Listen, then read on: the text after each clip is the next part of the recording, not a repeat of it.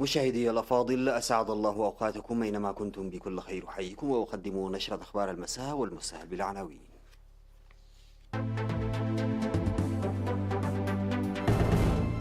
رؤساء الدول والحكومات يهنئون بعيد الاستقلال. الإريتريون في المهجر يحتفلون بعيد الاستقلال.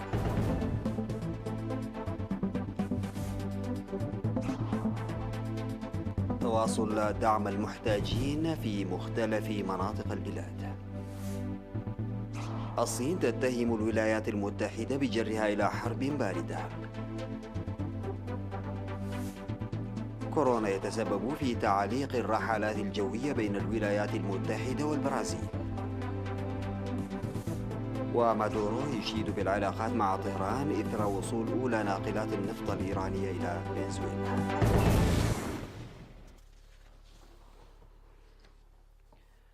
السلام عليكم ورحمة الله. بعث رؤساء الصين وكينيا والهند ورئيس مفوضية الاتحاد الإفريقي ببرقيات تهاني بمناسبة الذكرى 29 لاستقلال البلاد. وأعرب رؤساء جمهورية الصين الشعبية شي جين بينغ ورئيس جمهورية كينيا أوهورو كينياتا ورئيس جمهورية الهند رام نات كوفيند ورئيس مفوضية الاتحاد الإفريقي موسى فكي محمد عن تحياتهم وأمنياتهم الطيبة لشعب وحكومة إريتريا، متمنين موفور الصحة للرئيس أفورقي والسلام والازدهار لإريتريا.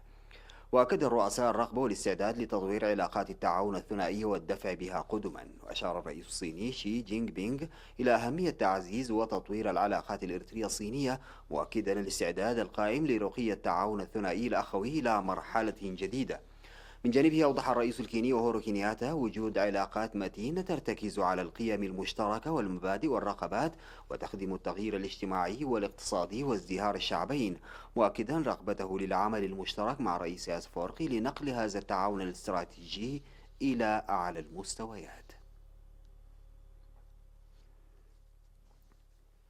احتفل الإريتريون المقيمون في المهجر بالذكرى 29 لاستقلال البلاد تحت شعار نتصدى ونتقدم، وضعا في الاعتبار للأوضاع غير الاعتيادية لوباء كورونا.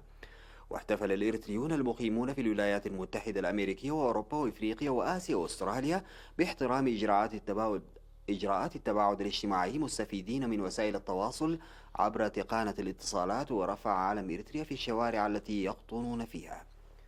وهنأ سفير إريتريا في إثيوبيا السيد سمر رسوم وسفير إريتريا في الاتحاد الإفريقي السيد رايا ديستا الشعب الإريتري وقوات دفاعه في المناسبة التي شارك فيها أعضاء السفارة الإريترية في إثيوبيا وبعثة إريتريا في الاتحاد الإفريقي والمفوضية الاقتصادية للأمم المتحدة لإفريقيا. واحتفل الإريتريون المقيمون في جدة السعودية عبر ممثليهم بيوم الاستقلال. وعكست هذه الاحتفالات التي جرت في وضع استثنائي مضمون استقلال إريتريا والتضحيات المقدمة من أجله.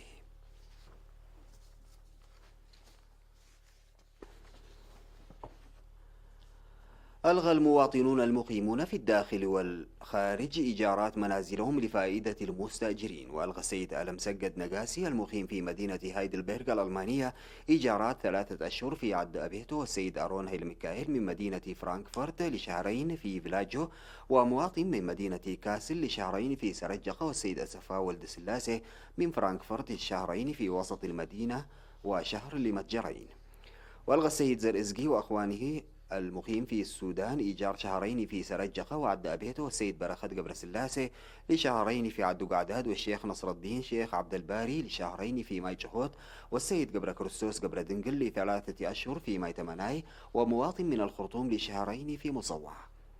وألقت أسرة المتوفى العقيد ولد برهان تسفازقي إيجارات 3 أشهر لمنازلها في مندفرة وعرزة وفي باراديزو، السيد رسوم هبتاي والسيد تخست زرقو، وأسرة المتوفى هيلو فرزقي، وأسرة المتوفى يوهنس تولدي، والسيد فصوم برهي المقيم في السويد، والسيد تكابو أسفها من أمريكا، والسيد رايان وقوسي من ألمانيا، والسيد يمان برهاني، والسيد فصوم برهي من هولندا من شهر ل4 أشهر.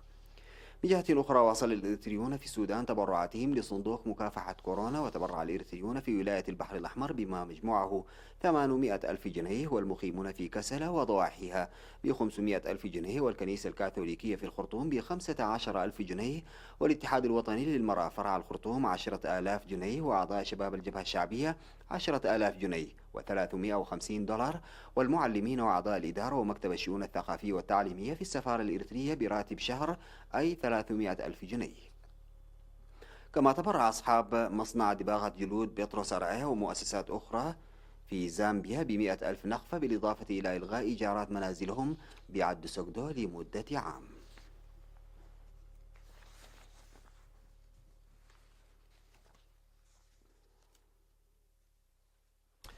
قدم سكان مديريتي حقات وجندع وأفراد قوات الدفاع في المديريتين دعم مالي وعيني للمحتاجين.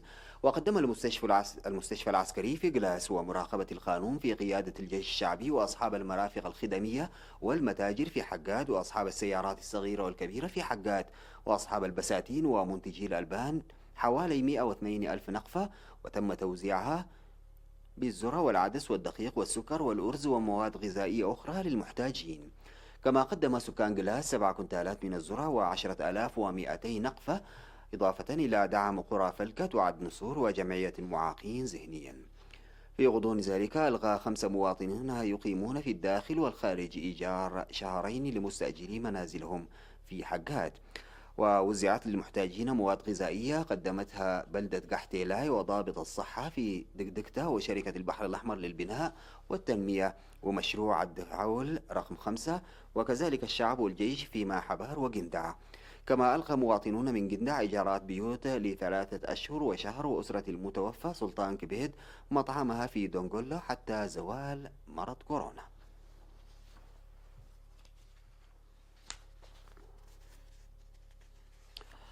قدم 555 كنتالا من الذرة بقيمة 188 ألف نقفة ل 310 محتاج في زاجر بمديرية سرجقة. كما تم توزيع 11 كنتال من الذرة و10 ألاف نقفة تم التبرع به من مواطنين على 20 محتاجا. ووزع أحد المواطنين الخبز لمدة أسبوع على 50 محتاجا. وقدمت 50 كنتال ذرة و100 كيلو فلفل أحمر للمحتاجين في تيرافولو تبرع بها المحسنون. سادتي، نتوقف مع فاصل قصير ونعود لمواصلة الأخبار.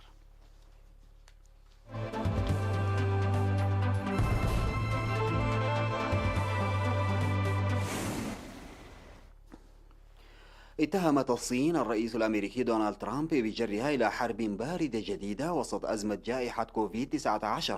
وحذر وزير الخارجية الصيني وانغ يي من أن الصين والولايات المتحدة اللتين تتواجهان أساسا في حرب تجارية على حافة حرب باردة جديدة.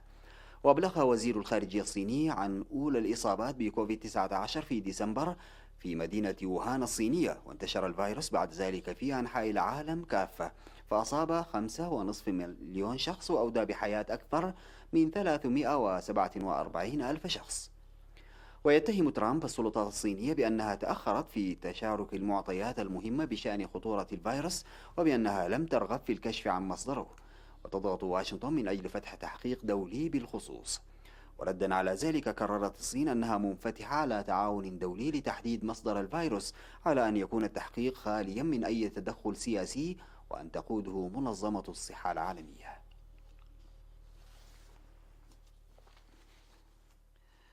قرر الرئيس الأمريكي دونالد ترامب تعليق الرحلات الجوية من البرازيل التي تحولت إلى مركز جديد لتفشي فيروس كورونا المستجد حسب ما أعلن البيت الأبيض. وقالت المتحدثة باسم البيت الأبيض كيلي ماكيناني إن المواطنين غير الأمريكيين الذين تواجدوا في البرازيل خلال الأيام 14 التي سبقت تقديمهم طلب دخول إلى الولايات المتحدة لا يمكنهم المجيء إلى أمريكا، غير أن التجارة لن تتأثر بهذا القرار الجديد. وقالت المتحدثة في بيان إن هذا التحرك سيساعد على ضمان أن لا يصبح الرعايا الأجانب الذين كانوا في البرازيل مصدرا لمزيد من الإصابات.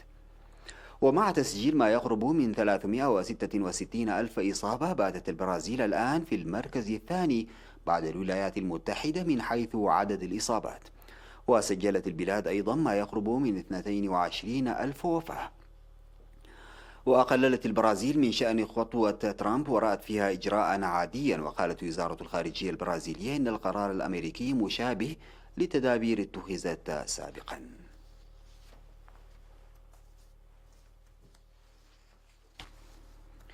احتفل الرئيس الفنزويلي نيكولاس مادورو بوصول أولى ناقلات النفط الخمس التي أرسلتها إيران إلى بلاده، محذرا من أن بلده لن يركع أبدا أمام واشنطن التي نددت بإرسال شحنات الوقود الإيرانية تلك إلى فنزويلا.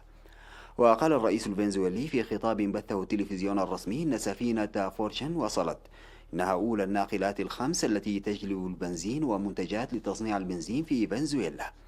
وأشاد مادورو بالعلاقات الجيدة بين فنزويلا وإيران قائلا: نحن شعبان مسالمان نريد التنمية، شعبان متمردان وشعبان ثوريان لن يركعا أبدا أمام الإمبريالية الأمريكية.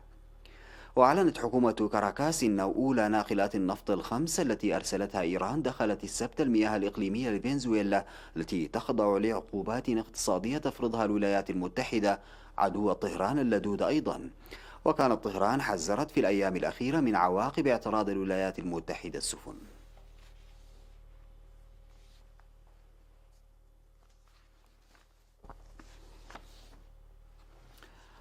تخطط الصين لإطلاق مهمة إلى المريخ في يوليو تشمل إنزال روبوت يتم التحكم فيه عن بعد على سطح الكوكب الأحمر، وفق ما أعلنت الشركة المسؤولة عن المشروع.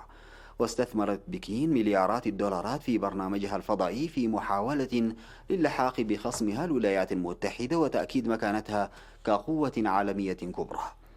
وتعد مهمة المريخ من المشاريع الفضائية الجديدة التي تسعى الصين إلى تحقيقها، ومن بينها إرسال رواد فضاء صينيين إلى القمر وامتلاك محطة فضائية بحلول العام 2022. وكانت بكين تخطط لمهمة المريخ منذ فترة، لكن الشركة الصينية لعلوم وتكنولوجيا الفضاء أكدت في بيان أنها قد تنفذ في يوليو، وسيستغرق الأمر أشهرا عدة لتغطية المسافة بين الأرض والمريخ التي تقارب 55 مليون كيلومتر تقريبا، والتي تتغير باستمرار بسبب مداراتهما الكوكبية. انتهت نشرة أخبار المساء قدمتها لحضراتكم من الفضائية الإريترية. شكرا لمتابعتكم. السلام عليكم ورحمة الله تعالى وبركاته، وكل عام وأنتم بخير.